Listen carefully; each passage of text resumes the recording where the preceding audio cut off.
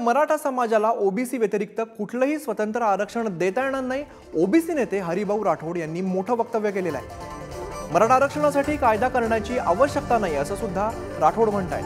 सुनील शुक्रे यांच्या अध्यक्षतेखालील मागासवर्गीय आयोगाच्या अहवालाप्रमाणे ओबीसीचं आरक्षण वाढवणं शक्य आहे असं सुद्धा ते म्हणाले।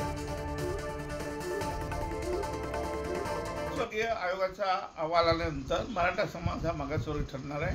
त्यांना ओबीसी मध्येच टाकावं लागेल। त्यांना ओबीसी शिवाय इतर कुठलंही आरक्षण देता येणार नाही।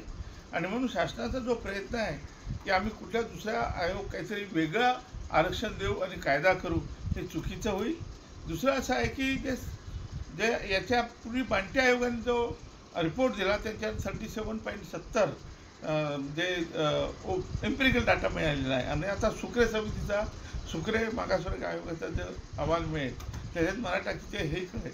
त्यामुळे हे सगळे दोन्ही क्लब करून आधीचे 27% आणि आधी 37.70 आणि हे असं मिळून 52-53 पर्यंत ओबीसीचं आरक्षण जाईल।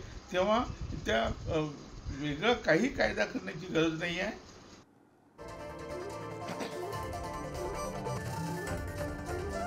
मराठा समाजाला ओबीसी व्यतिरिक्त कुठलंही स्वतंत्र आरक्षण देता येणार नाही असं हरिभाऊ राठोड म्हणालेले। त्यांचं मोठं वक्तव्य बघायला मिळत आहे। ओबीसी नेते हरिभाऊ राठोड यांचं हे मोठं वक्तव्य आहे। मराठा आरक्षणासाठी कायदा करण्याची आवश्यकता नाही असं सुद्धा राठोड म्हणतात। मराठा समाजाला ओबीसी व्यतिरिक्त कुठलंही स्वतंत्र आरक्षण देता येणार नाही, हरिभाऊ राठोड ओबीसी नेते यांनी असं वक्तव्य केलेलं आहे। आपल्यासोबत स्वतः हरिभाऊ राठोड आहेत। हरिभाऊजी, तुमचं स्वागत आहे। मराठा समाजाला ओबीसी व्यतिरिक्त कुठलंही स्वतंत्र आरक्षण देता येणार नाही असं तुम्ही म्हटलंय, काय नेमकी त्यामागची माहिती आहे किंवा काय नक्की भूमिका आहे? बघा, राज्य सरकारला ओबीसी मध्ये आरक्षण देण्याचा अधिकार आहे आणि मागासवर्गीय आयोगाला सुद्धा ओबीसी मध्ये ओबीसीच्या लिस्टमध्ये घालण्याचा किंवा त्यामधून बाहेर करण्याचा अधिकार आहे। दुसरा कुठलाही अधिकार नाही। आपल्या राज्य सरकारला बघा, SC ST चा अधिकार केंद्र सरकारकडे आहे आणि ओबीसीचा अधिकार राज्य सरकारकडे आहे। दुसरं आरक्षणच नाही आहे। तुम्ही फसवणूक केली मागच्या वेळेस। SC-BC हे आम्ही ओबीसी नाही, आम्ही वेगळं देतो असं सांगितलं, परंतु SC-BCचा लॉंग फॉर्मच ओबीसी होतो, सोशली आणि एज्युकेशनली बॅकवर्ड क्लास म्हणजेच ओबीसी। त्यामुळे आणि त्या SC-BC शब्द वापरला तेव्हा तुम्ही मराठी शब्द सुद्धा दिला नाही। तुम्ही कायदा बनवला, कायद्यामध्ये ही गुगली टाकली, तुम्ही जनतेला बनवलं, तुम्ही कोर्टाला सुद्धा बनवलं आणि त्याच्यावर तुम्ही क्युरिटी पिटिशन टाकलेलं आहे।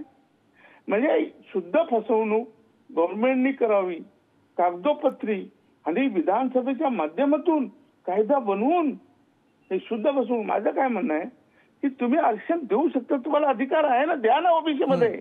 त्यांना ओबीसी घाला, ओबीसीचं आरक्षण वाढवा आणि आपल्या सब कॅटेगरीशन करा, जे आपल्या महाराष्ट्राने केलेलं आहे, ज्यांना आता भारत रत्न दिलेला आहे, ते Karpoori Thakur formula famous formula आहे, तो फॉर्म्युला वापरा आणि धक्का लागणार नाही। त्यांना वेगळं आरक्षण द्या 8-10% आणि त्यांना म्हणजे कुणबी, मराठा, देवा पाटील, पाटीदार आणि राजपूत त्यांचे ग्रुप करा। जसं तुम्ही भटक्यांचं केलं, तुम्ही विमुक्तांचं केलं, तुम्ही धनगराला वेगळं आरक्षण दिलं, तुम्ही वंजाराला 2% दिलं, तसंच यांना द्या ना तुम्ही।